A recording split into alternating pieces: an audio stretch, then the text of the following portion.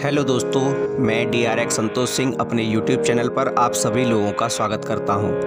दोस्तों, प्रत्येक व्यक्ति पूजा करता है, पाठ करता है अपने घर के मंदिर में अथवा बाहर मंदिर में जाकर, लेकिन कुछ ऐसी बातें होती हैं जो हमें पता ही नहीं होती हैं। ये छोटी छोटी बातें पूजा पाठ करने में बड़ा ही महत्व रखती हैं।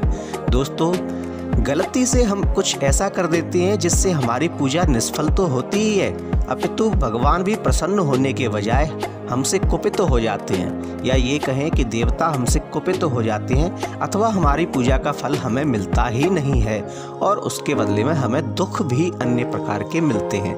समझ में नहीं आता है व्यक्ति को कि मैं इतनी पूजा करता हूँ, इतना पाठ करता हूँ, लेकिन फिर भी मुझे दुख क्यों मिलते हैं। दोस्तों, वे छोटी छोटी बातें जो आपको पता होनी चाहिए वो आज हम अपने इस वीडियो में आपको बताने जा रहे हैं। वीडियो शुरू करने से पहले कमेंट में एक बार जय श्री राम अवश्य लिख दीजिए। दोस्तों, ये नहीं छोटी छोटी बातों में, जैसे कि आप समझ लीजिए कि अगर व्यक्ति भगवान की पूजा करता है, पाठ करता है, तो वह अगरबत्ती अवश्य जलाता है। दोस्तों, कभी भी किसी भी पूजा में अगरबत्ती नहीं जलानी चाहिए, क्योंकि हमारे धार्मिक शास्त्रों में, हमारे पुराणों में वर्णित है कि कभी भी बांस को जलाया नहीं जाता है। वहीं अगरबत्ती में बांस लगा हुआ होता है दोस्तों, और इसके अतिरिक्त अगरबत्ती केमिकल से बनाई जाती है। क्या केमिकल जलाने से भगवान प्रसन्न होंगे? नहीं होंगे। इसलिए दोस्तों, कभी भी अगरबत्ती नहीं जलानी चाहिए। अगरबत्ती जलाने से, जो उसमें बांस होता है, उसे जलाने से पितृदोष लगता है, और वह पितृदोष आपको कई कष्ट देता है, कई दुख देता है। यह आपके दुखों का कारण हो सकता है। इसलिए कभी भी पूजा में अगरबत्ती का उपयोग नहीं करना चाहिए। अगरबत्ती के बजाय सदैव ही धूप बत्ती का उपयोग करना चाहिए, क्योंकि सदैव ही पुराणों में, शास्त्रों में, संगीताओं में यही वर्णित है कि भगवान को धूप देना चाहिए, दीप देना चाहिए, नैवेद्य देना चाहिए। कभी भी अगरबत्ती का जिक्र नहीं किया गया है। तो व्यक्ति को कभी भी अगरबत्ती नहीं जलानी चाहिए। अब दोस्तों, यह था एक उपाय। उसी प्रकार से हम आपको बताते हैं वे छोटी छोटी गलतियां जो मनुष्य करते हैं, जो मनुष्य को, हर पूजा पाठ करने वाले व्यक्ति को पता होनी चाहिए। नंबर 1, गणेश जी को कभी भी तुलसी नहीं चढ़ाई जाती है। दोस्तों, गणेश जी को तुलसी प्रिय नहीं है। तुलसी के अतिरिक्त जितने भी पत्ते हैं सभी आप गणेश जी को चढ़ा सकते हैं, लेकिन तुलसी गणेश जी के लिए वर्जित है।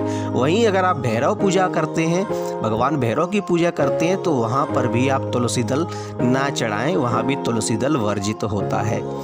नंबर 2, दोस्तों, कुंद का पुष्प भगवान शिव को माघ के महीने में ही चढ़ाएं, इसके अतिरिक्त कभी ना चढ़ाएं। यह भगवान शिव को स्वीकार्य नहीं होता है।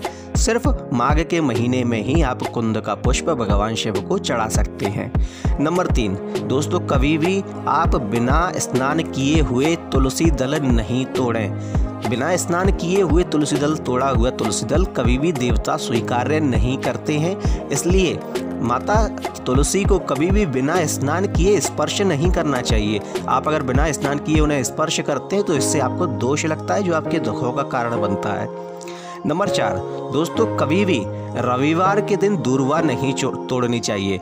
वैसे तो रविवार के दिन तुलसी दल भी नहीं तोड़ा जाता है, लेकिन दूर्वा भी, आप गणेश जी को अगर दूर्वा चढ़ाते हैं तो दूर्वा भी आपको रविवार के दिन नहीं तोड़नी चाहिए। इससे दोष लगता है और आपकी पूजा स्वीकार्य नहीं होती है। उस दूर्वा को भगवान श्री गणेश स्वीकार नहीं करते हैं।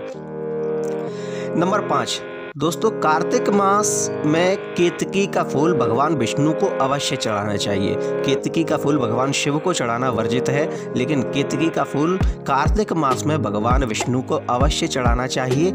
इससे आपके मन को शांति मिलेगी, भगवान विष्णु का आशीर्वाद आपको प्राप्त होगा।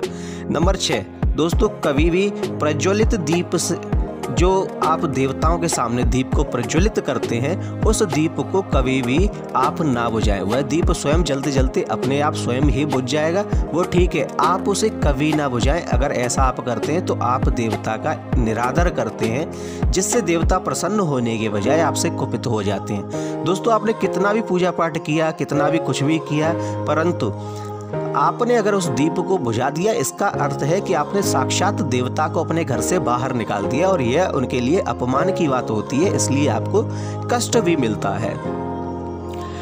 वही दोस्तों, आपके घर में अगर शालिग्राम है तो शालिग्राम दोस्तों स्वयं ही साक्षात प्रकट हैं, स्वयं ही साक्षात उनका कोई वो आपको नहीं करना होता है, प्राण प्रतिष्ठा नहीं करनी होती है, कभी भी शालिग्राम का आवाहन नहीं होता है और ना ही कभी भी शालिग्राम का विसर्जन करना चाहिए। दोस्तों, लोग यह गलती कर देते हैं कि शालिग्राम या पुराना हो गया है या खंडित हो गया है तो हम इसे विसर्जित कर दें अथवा शालिग्राम का आवाहन कर लें। यह बहुत बड़ी गलती होती है। कभी भी शालिग्राम का ना आवाहन होता है और ना ही उनका विसर्जन होता है। वे तो साक्षात भगवान विष्णु के रूप हैं, इसलिए कभी भी उनका विसर्जन ना करें।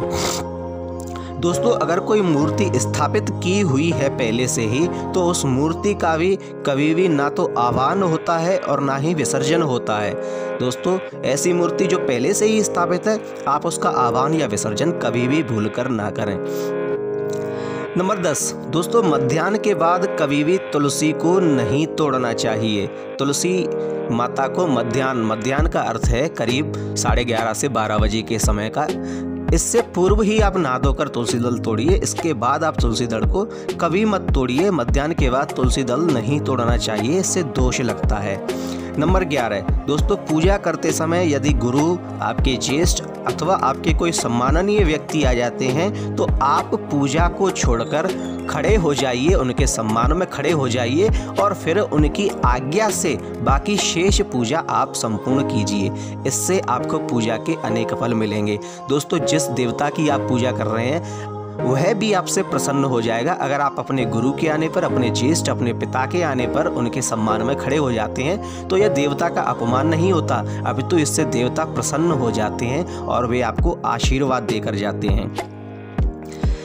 दोस्तों, अगर आपके घर में मिट्टी की मूर्ति है, आपने अपने हाथ से मिट्टी की मूर्ति बनाई है अथवा मिट्टी की मूर्ति आप लेकर आए हैं तो उस मिट्टी की मूर्ति का आपको आवाहन करना चाहिए, उस देवता का आपको आह्वान करना चाहिए और साथ में पूजा समाप्त होने के बाद उस मिट्टी की मूर्ति का आपको विसर्जन करना चाहिए। दोस्तों, कभी भी स्थापित मूर्ति का आपको विसर्जन नहीं करना है, आह्वान नहीं करना है, परंतु मिट्टी की मूर्ति है, अपनी मिट्टी की मूर्ति बनाई है तो उसमें आपको आह्वान भी करना पड़ेगा और आपको विसर्जन भी करना चाहिए। दोस्तों, कमल का पुष्प 5 दिन तक, बेलपत्र 10 दिन तक और तुलसी दल 11 रात्रि तक, उसके बाद आप उन्हें शुद्ध करके आप उसका उपयोग वापस कर सकते हैं।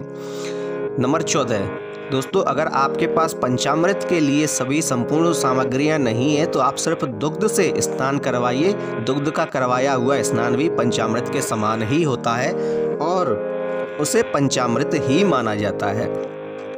नंबर 15 दोस्तों, शालिग्राम पर कभी भी अक्षत नहीं चढ़ाए जाते हैं। सदैव ही लाल रंग में लपेटे हुए चावल ही चढ़ाने चाहिए, कभी भी साधारण अक्षत नहीं चढ़ाने चाहिए शालिग्राम के ऊपर।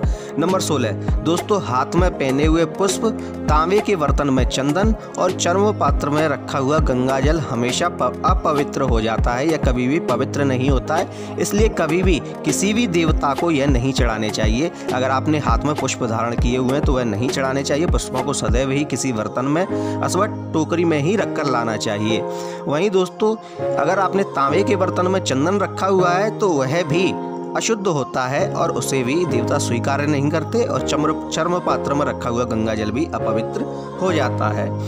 दोस्तों, पिघला हुआ घी और पतला चंदन भी देवता को नहीं चढ़ाना चाहिए, यह भी पूजा में वर्जित होता है। इसके अलावा दीपक से दीपक नहीं जलाना चाहिए, इससे दरिद्रता आती है। देवी के बाएं और दाएं दोनों ओर दीपक रखना चाहिए।